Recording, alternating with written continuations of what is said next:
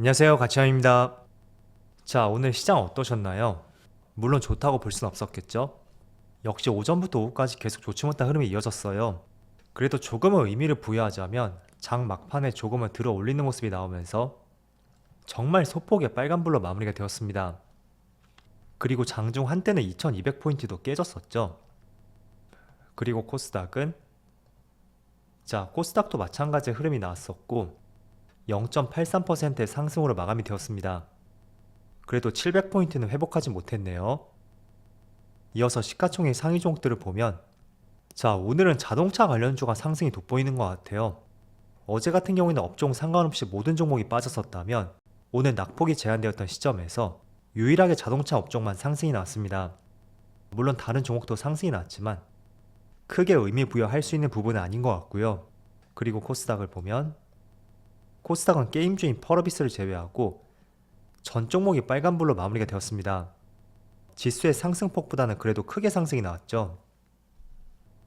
이어서 코스피의 수급을 보면 오늘도 기관에 순매수가 들어왔어요. 반대로 외국인 같은 경우에는 그래도 어제는 나름대로 얌전한 모습을 보여주었다면 오늘은 조금 발을 빼는 모습을 보여주었네요.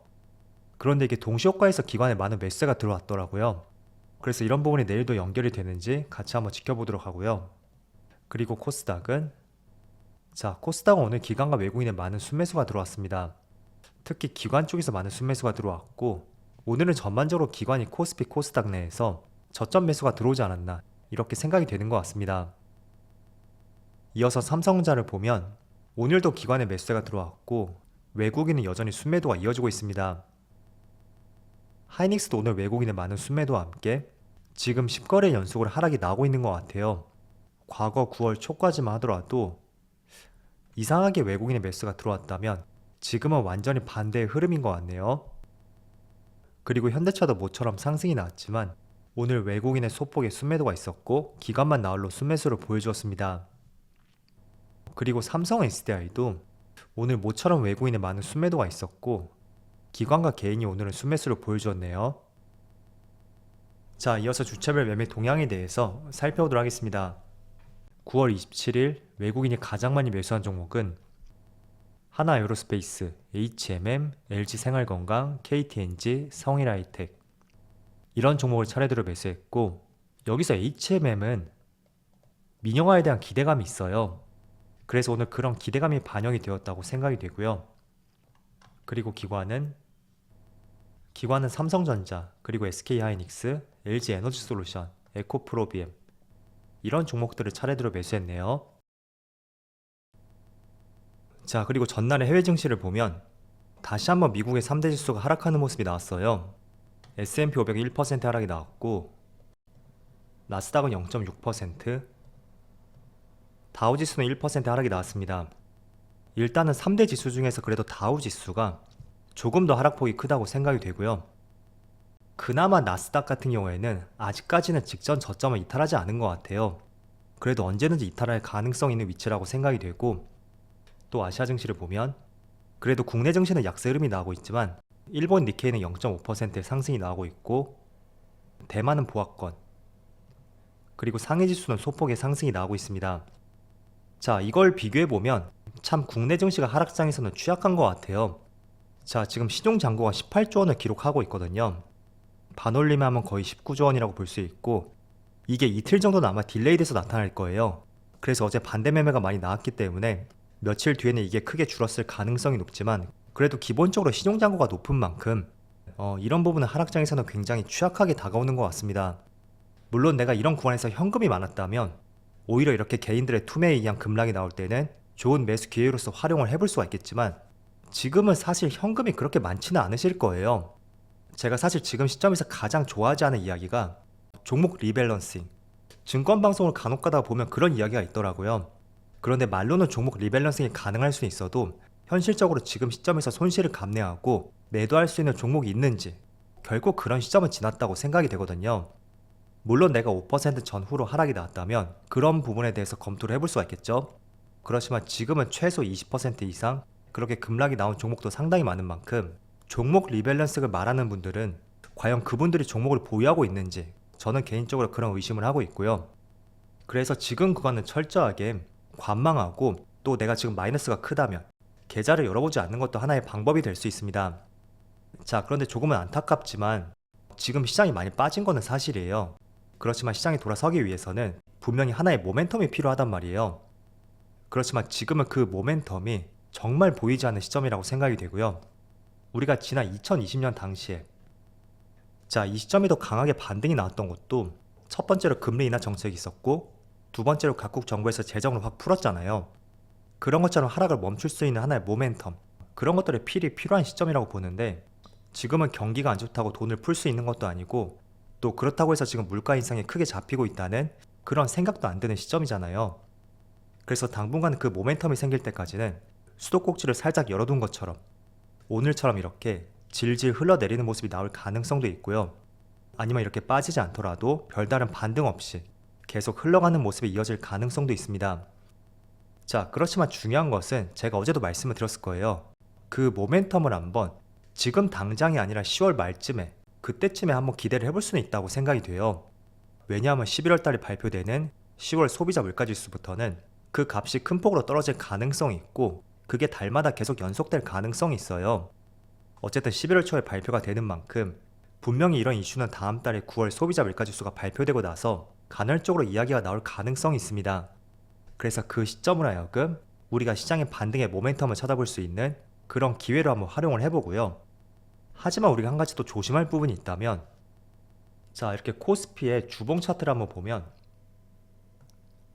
이 당시에 투자를 처음 하신 분들이라면 이런 말을 많이 들어보셨을 거예요.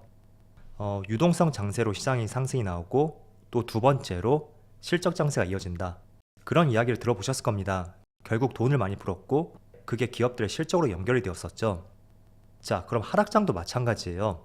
돈을 걷어 들이는 만큼 유동성 축소로 인한 시장의 하락이 나오고 또 그 뒤를 이어서 실적 장세, 실적이 부러짐에 따라서 또다시 시장은 충격을 받을 가능성이 있습니다. 그래서 지금 코스피를 보면 3300포인트에서 오늘 현재 2200까지 1100포인트가 빠졌지만 이 전체 1100포인트 하락이 과연 유동성 축소로 인한 이 부분만 반영을 한 것인지 아니면 3분기와 4분기에 부정적인 기업들의 실적까지 그 부분을 같이 반영한 것인지 그거는 조금 더 지켜볼 필요가 있을 것 같아요. 만약에 그동안 하락했던 것이 단순히 유동성 축소로 인한 하락이었다면 추가적으로 또 하락이 나올 가능성이 있고 또 10월부터는 본격적으로 3분기 실적 발표가 있어요. 그래서 그때 기업들의 실적이 나옴에 따라서 또 추가적으로 지수의 급락이 나올 가능성도 있습니다. 때문에 과거에 상승이 나왔던 것도 처음에는 유동성에 의한 상승 그리고 실적 상승 그 두 개가 연이어서 나왔다면 지금도 분명히 이런 흐름이 발생이 될 거예요. 그렇지만 그 적절한 비율 자체는 지금으로서는 확실하게 선을 그어 볼 수 있는 것은 아닌 것 같고요. 그런 측면에서 10월 초에 삼성전자를 중심으로 해서 이제 기업들의 실적이 발표가 될 것이고 얼마나 컨센을 하회하는지 그리고 하회했다고 하더라도 시장에 빠지지 않는지 그 부분을 지켜볼 필요가 있을 것 같습니다.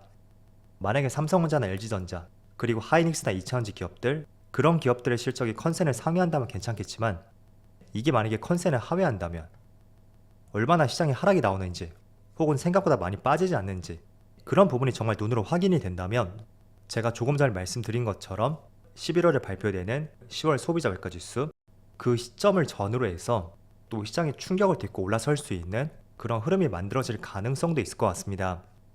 그래서 이거는 과거의 흐름을 토대로 앞으로의 전망을 말씀을 드려본 것이고요. 어쨌든 뭐가 됐던 간에 지금은 계좌를 보지 않고 본업에 집중을 하고 시장을 단지 관망하는 것이 가장 좋은 시점이 될 수 있을 것 같아요. 그리고 지금 밖에 날씨가 정말 좋잖아요. 계속 시장을 보고 있으면 또 기분만 상하고 매사에 의욕을 잃을 수가 있을 거예요. 때문에 밖에 좋은 날씨처럼 조금 더 활동적으로 움직여 보신다면 좋을 것 같아요. 자, 요즘에 시장이 정말 안 좋다 보니까 별의별 이야기가 많이 나오는 것 같아요. 그리고 과거에는 별로 신경도 안 썼다면 더 그런 이야기에 신경이 쓰이죠. 예를 들어 오늘 나온 기사를 보면 엔화하고 위안화가 급락하고 있기 때문에 아시아의 외환위기 가능성이 제시가 되었고 또 유럽의 영국에서는 파운드화가 사상 최저치를 기록했고 구제 금융 위기를 맞는 것은 아닐까 이런 우려감도 시장에 나타내고 있습니다. 또 아울러서 러시아에서 핵을 쏘면 어떻게 할까 이런 걱정도 굉장히 커졌을 거예요. 때문에 이런 부분이 모두 거짓일 것이다. 그렇게 단정 지을 수는 없겠죠. 그렇지만 이럴 때일수록 내가 조금은 냉정한 시각으로 시장을 바라볼 필요가 있다고 말씀을 드리겠고요. 항상 과거에도 그랬지만 시장이 안 좋을 때는 최악의 상황까지도 늘 새로운 이야기가 나오곤 했었습니다. 과거 2020년 당시에도 코스피가 1000포인트를 깨진다, 이런 이야기도 있었어요. 항상 시장이 안 좋을수록 이런 이야기는 귀에 더 와닿을 것이고 조금은 냉정한 시각으로 시장을 내다보자고 말씀을 드려볼게요. 자, 오늘 장중에 코스피가 2200포인트를 이탈하고 지금 촬영 시점에는 소폭 상승이 나와서 2206포인트를 가리키고 있습니다. 물론 2200포인트를 깨도 이상할 게 없는 시점인 것 같아요. 때문에 지금 패닉셀을 통해서 딱히 다른 대안이 있는 것이 아니라면 너무 시장을 계속 쳐다보지 마시고요. 계속 쳐다보게 되면 매도하고 싶은 욕구만 더 커질 수밖에 없을 거예요. 때문에 밖에 좋은 날씨처럼 조금 더 야외 활동에 신경을 써보시고 또 즐거운 시간 가질 수 있는 그런 것들에 조금 더 포커스를 맞춰보자, 이렇게 말씀드려보겠습니다. 자, 오늘도 정말 어려운 시장이었는데 수고 많으셨고요. 저는 내일 영상에서 다시 찾아뵙도록 할게요. 그럼 즐거운 저녁 되세요. 감사합니다.